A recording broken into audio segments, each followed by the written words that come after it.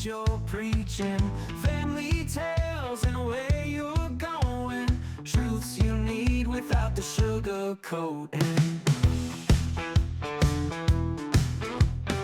On the mic, yeah, they won't falter, advice they give like a sacred altar.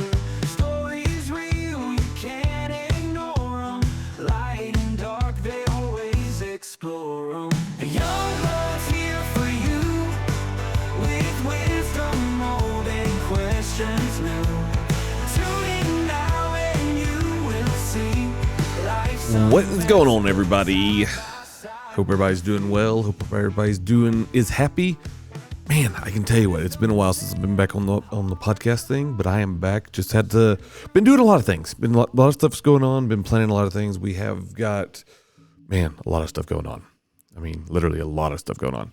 Anyway, so now that we got that going, trying to get my mind back into what we need to talk about. It's been crazy as of late. We've got, well, let me go back.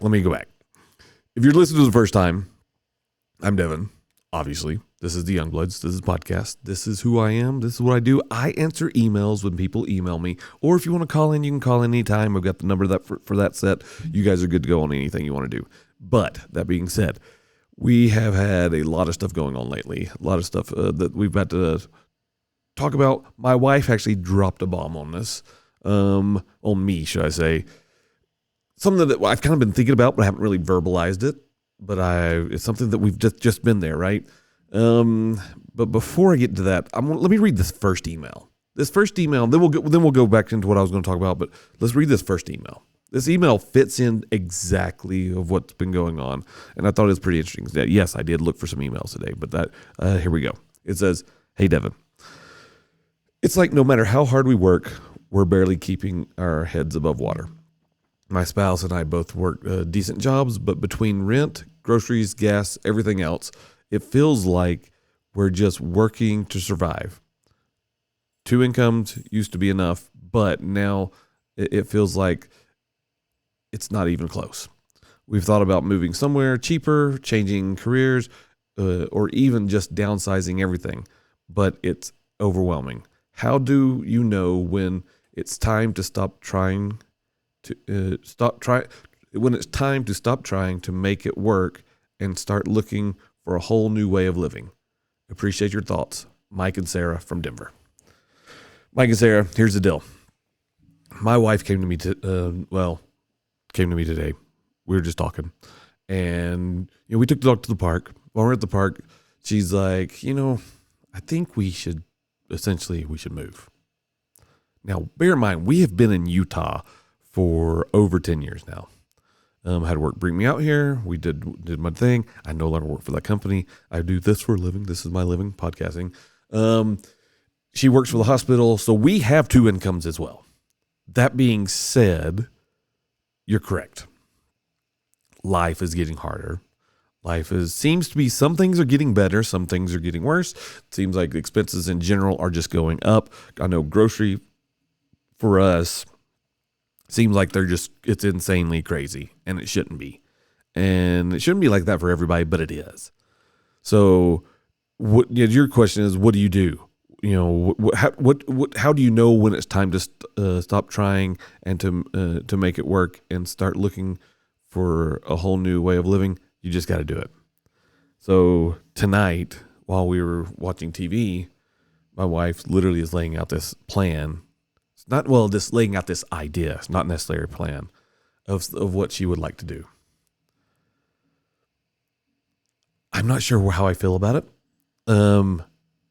Change is always good. Okay, change is always good. And one thing I've learned over my many years of being alive is change is inevitable.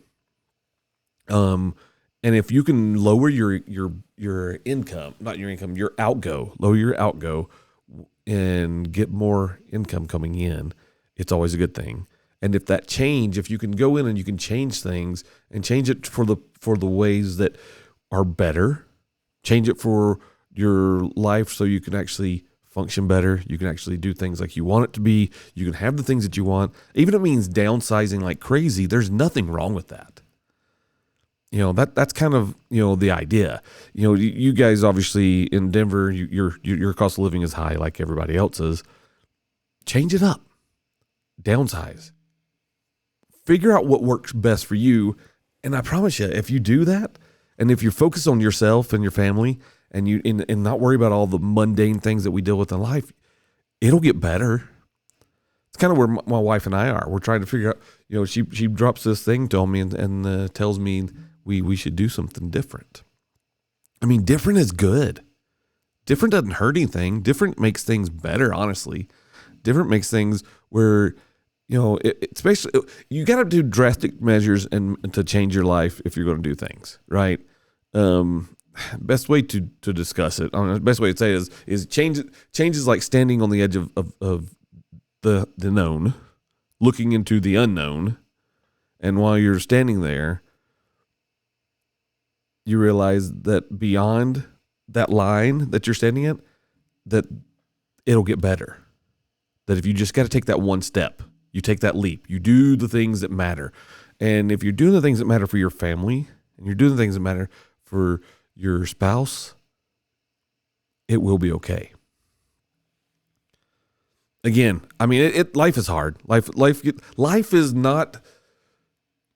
I think we've overcomplicated things in many cases. I think we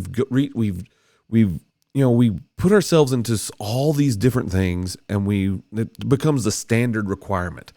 Always something going on, always something new, always something that we have to do.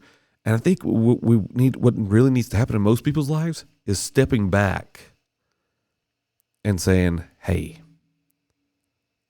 I don't really need all this in my life. I need to change this up. I need to do better. That's my opinion. Who knows what's going to happen for us? I don't know yet. I mean, we've got to make a plan. We got to figure that one out. But we've been in Utah for 10 years. Over 10 years. Maybe it's time for a change. I don't know.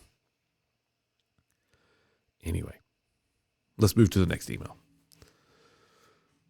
Hey, Devin, my spouse and I love each other, but lately it feels like our entire relationship is just about managing schedules, paying bills, and raising the kids. We rarely spend time together just enjoying each other's company anymore.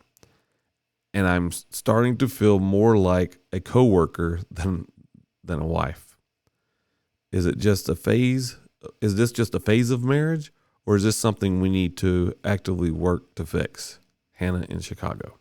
Hannah, I'm going to tell you right now, relationships are something that you have to always be working on.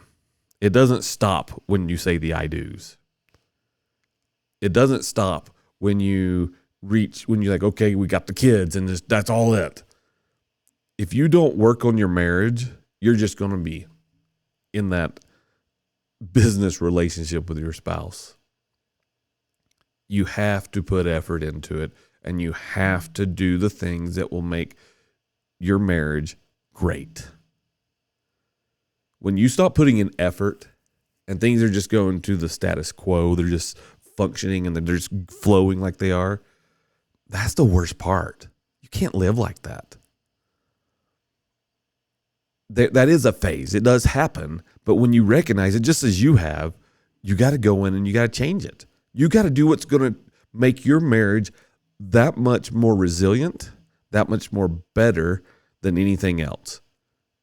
I find that a lot of times people have their, women and guys will have their friends, their best friends. And their best friends tend to start filling in a gap where their spouse should be filling in, as far as the emotional and even the physical side, which can, hopefully you don't lead that direction, but you go into the emotional side of it all.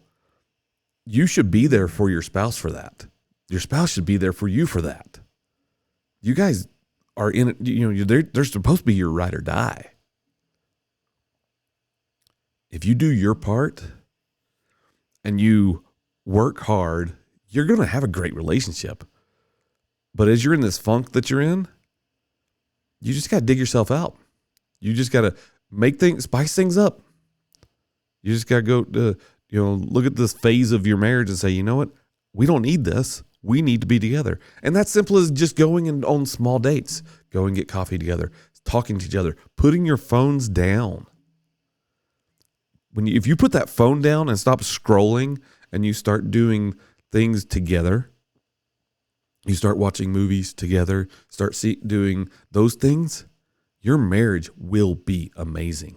And you'll get out of that rut that you're in. Pretty simple. Just do it. You got it. Hey, Devin, I've always been in a family. I've always been the one in my family to keep the peace, but it's getting exhausting. No matter how much I try to keep things together, the drama, guilt trips, and toxicity never stops. I love them, but I'm starting to wonder if I'd be happier stepping back and focusing on my life. How do I know when it's time to cut ties or at least create some real distance? Thanks, Jessica in Atlanta. Jessica, here's the thing. Family's family. If you have some toxic stuff in your family and you have some toxic, people, and you're just trying to keep the peace all the time, the easiest way I'll describe it is learn which battle to fight. Don't step away. Don't stop talking to them. Just don't get involved in everything. I think, people think that it's, I'm just going to step away. I'm never going to talk to these people again. That's stupid. Crap happens. Bad things happen. Good things happen. Toxicity can be there, but you don't have to be involved in it all. It's that simple. No one should have to deal with that, and neither should you. So don't step away. Just choose which battles you want to be part of. Choose which battles that you think you need to be involved to help keep the peace. Because you can't keep the peace with everybody. That's impossible. You can't. It's impossible. What you can do is on the things that matter the most, you can be there to make sure that those are taken care of. Be happy. Focus on yourself. But be involved in the things that matter. Simple as that. Hey, Devin, I'm happy for my friends. I really am. Uh-oh. But every time someone announces a promotion, buys a house, gets engaged, I feel this sinking feeling in my stomach. I can't help but compare my life to theirs. I wonder why I'm not where they are. I know I shouldn't, but I don't know how to stop. How do I focus on my own journey when it feels like everyone else is miles ahead of me? Daniel in Seattle. Daniel, here's the deal. There's everybody. There's always going to be somebody out there that has something that you don't have. Your problem is, as you stated, you're doing the comparison game. That's all. That's bad. That doesn't help you. That doesn't make you better. That doesn't help your life. That doesn't bring happiness to you. That doesn't do anything for you. What that does do is make you feel bad about yourself. Sure, people are always going to have nicer things. People are always going to be part of a group that's just going to be, oh, look how beautiful this is. Look how amazing this is. That's always going to be there. You got to be happy with what you have. You got to be happy with who you are. Start with you. If you're not happy with yourself, you're never going to be happy with anything else. So deep dive into yourself and say, what do I need to do to be happy? And honestly, happiness is not something that you buy. Happiness is not something that you're like, oh, well, look, I have officially achieved happiness. Happiness is just being happy. It's saying, you know what? Life can be crappy, but I've learned to get past all that, and I know where I'm at is where I'm supposed to be. Now, if you're doing a bunch of drugs and things like that, and that's setting you back, change your life. Stop doing crappy things. Do good things. Forget about yourself. Help other people. Serve other people. Get yourself out of that slump. If that's where you are, get out of it. You can be happy for other people. If someone gets engaged, be happy that they're engaged. That's awesome. But don't compare yourself to it. If you're looking for love and you want to have a good relationship with somebody, honestly, start dating and be willing to be turned down. Be willing to be unhappy about that. But move on. Here's the thing. If you ask a girl out and she says no, don't be mad about it. Move on. Who cares? There's plenty other women out there that probably think you're cute. It doesn't matter. A no is a no. And if they say no, they don't know what they're missing. Just like I've told my kids when they had someone break up with them, it's simple. If they can't recognize your value, you don't need them. You can recognize their value. That's good. But they need to be able to recognize your value, and it needs to be mutual. Again, stop comparing yourself. Be happy with who you are. Be happy with what you have, and your life will get amazing. Pretty simple. Hey, Devin. I keep hearing people talk about finding your passion, but I have no idea what mine is. I've tried different hobbies, worked different jobs, and I still feel like I don't have something I truly love doing. Is passion something you find, or is it something you build over time? The answer is yes. Rachel, the answer to that question is yes. Sometimes it's something you find. Sometimes it's something you build. The reality is the answer is yes. You have to be able, if you want to know what your passion is, try a million things. Do a million things. Go to a million places. If you want to think you love travel, travel. If you love to draw, draw. If you think you want to learn to draw and want to love draw, learn to do it. Figure out what it is. If it's watching kids, watch kids. Seriously, open up a daycare. The reality is, you don't know it unless you try it. That's the reality. So growing up, I was when I was a kid, I told my parents once that I wanted to be an actor. I wanted to have, do something like that in the media. And it wasn't until I was close to what I am my age right now that I realized what I really wanted to do. And it is back to what I wanted to do as a kid. But I listened to my parents. Not that that's a bad thing. You should listen to your parents in many cases, right? Your parents are smart. They've been around. They've done a lot of things. My parents struggled a lot of their life, a whole lot of their life. And so when I was a kid, I remembered this conversation with my parents, my dad specifically. I told him what I wanted to do. And he's like, what you need to do is just find a good job that you can enjoy. Do that. Because if you can do that, then you'll be set. But to me, and I did that. I did the status quo. I did the job. I did the things like that. But that doesn't necessarily mean that that's what I wanted to do. Honestly, when I worked for somebody, it was horrible. It was horrendous. I've always been a happier person doing what I'm doing now. This is what I've enjoyed doing. This is what I love doing. This is the stuff that, not that I want to brush off what my parents ever told me, but this is it. So I kind of knew when I was a kid what I wanted to do, but I just never followed through with it because I did what was safe.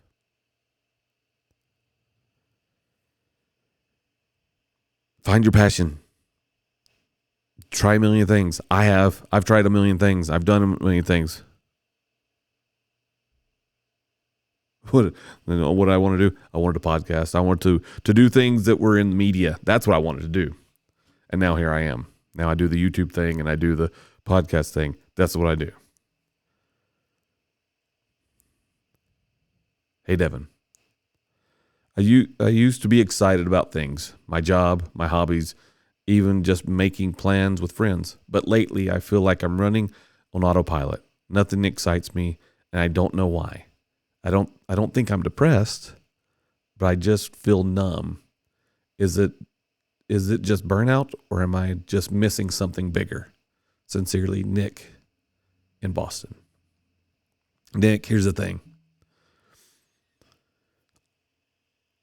It could be a mixture of everything, okay? I am no doctor and never ever professed to be a doctor, but I will tell you this. When it comes to burnout, which sounds like you have burnout's a real thing. Part of it is maybe you may not be eating right. Maybe you may be eating crap all the time. Maybe eating junk food. If that's not the case, then are you sleeping well? Are you getting enough sleep? Are you exercising? I tell you, those three things, if you could get those three things and make those three things exactly the way that you want them to be or where they should be, your life changes. You have to eat right, you have to sleep, and you have to exercise. If you have those three things, your life gets better. I'm working on that myself because you get in that slump when you're like, man, I just don't want to do this, or I'm just like burnt out. I get it. That's kind of where we are. If you're doing those three things and you're still not there, talk to somebody. You need somebody to talk to. Everybody needs a friend. Find someone you can talk to, get it all out, and get it said. Simple as that. Hey, Devin. I made some big mistakes when I was younger. Bad financial choices, lost friends, opportunities I let slip away. Now I feel like I'm paying for all of them. And I can't stop thinking about how different my life could have been if I had made better decisions. How do I stop dwelling on regret and start moving forward? Stop. Here's the thing. Every mistake that you've ever made in your life is a teaching element. Every mistake that you've ever made doesn't define who you are. That just says that's what you did in the past. Now, what those things do for you is every misguided spent money, every time that you lost friends, sometimes that's a blessing. All those opportunities you let slip away, don't dwell on it. If you were a bad person in your past and you did bad things and you've recognized that you've done those things and you're like, well, I just don't know how to get past this because all this is weighing on my shoulders. You can acknowledge that you did the bad things. Acknowledge it and move forward. Again, those things don't define who you are. Only thing that defines who you are is how you act, how you treat people. Your actions speak louder than anything else. And if you're not that way anymore, move on. Seriously, move on. Sure, people can judge you like, well, we know you did these types of things when you're younger. Guess what? Who cares? Am I that way now? If they want to continue to judge you on that, who cares? They're idiots. The reality is, if you are a better person than who you were before, then that's what matters. Prove the people who doubt you that they are wrong. Let them judge you. Who cares? But don't let the things in your past define who you are, who you want to be in the future.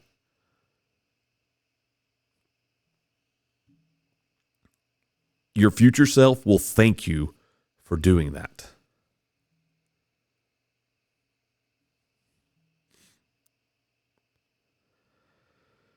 All right, let's do one more. Hey, Devin, I have a 13-year-old, and lately it feels like I can't do anything right. If I set rules, I'm controlling. If I give them freedom, I don't care. I remember being a teenager and thinking my parents were the worst, but now that I'm on the other side of it, I just want to make sure I'm not actually screwing this up. How do I stay firm without making sure they don't completely hate me. Thanks, Megan from Salt Lake City. Megan, here's the deal. You thought your parents were horrible, right? And they wouldn't let you go hang out at that party, or they didn't let you go hang out with your friends at certain times, or they made you go to church, or whatever it is. You thought that was so wrong when you were a teenager. Your kids are doing the same thing to you now. What you're trying to figure out is how to do the fine line. But the bottom line is this: your kids will always find a reason to not like you. But one thing that needs to be stated is if you're doing the right thing, it doesn't matter what they think. You are the parent. You've seen the things that they have gone through. You know the things that they're going through, should I say. You know the things that you did. And yes, your time has changed. I mean, when I was a teenager in the 90s, it was different than it is for my kids now. Part of it is because technology and communication has gotten better, but that's also a curse too. But as a parent, I can tell you, I don't regret raising my kids the way I've raised my kids. For instance, I have a son who hasn't talked to us in a long time. Not because we raised him wrong, but because of things he's done in his past as a young adult that he says it's all our fault. It's not our fault. Just like the things as you're raising your kids, it's not your fault. If you love your children and they know that you love them and you tell them that you love them and you show them that you love them, no matter how they act up now or even in the future, those decisions are on them. It's not on you. Yes, it's heartbreaking. I can tell you from experience, it is heart-wrenching and it tears you apart. Only thing I can say is know that God is real. Know that he can make things right.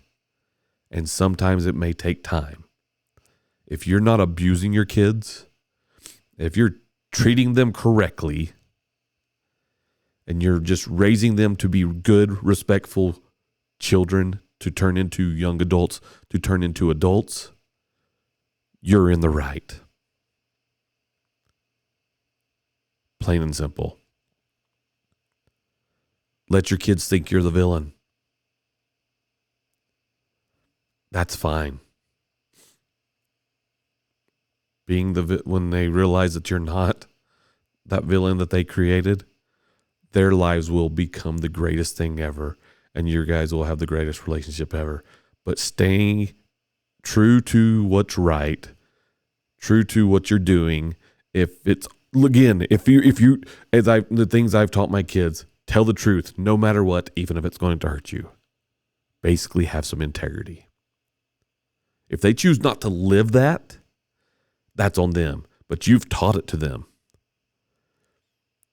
If you taught them to believe in God and to know that he's real, they'll always have someone they can talk to.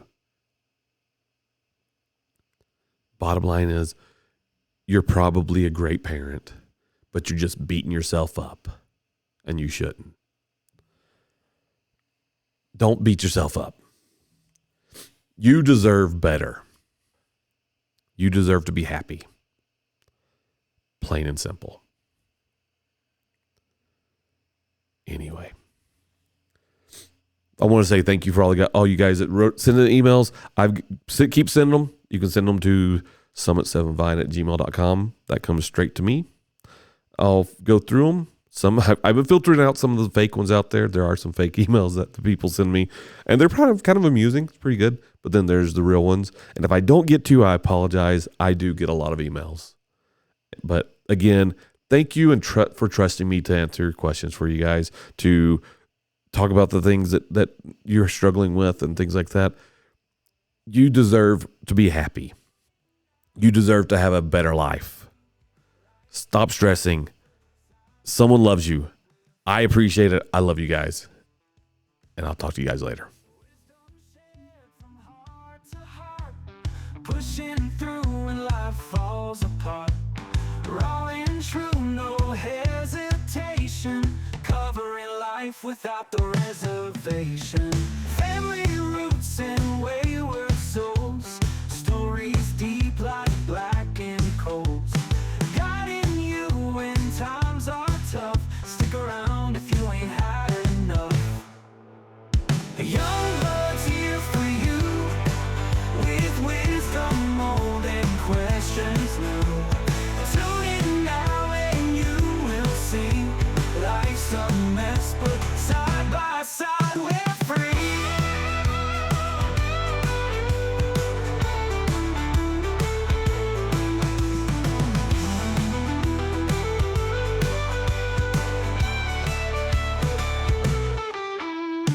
Young blood's here for you, with wisdom old and questions new.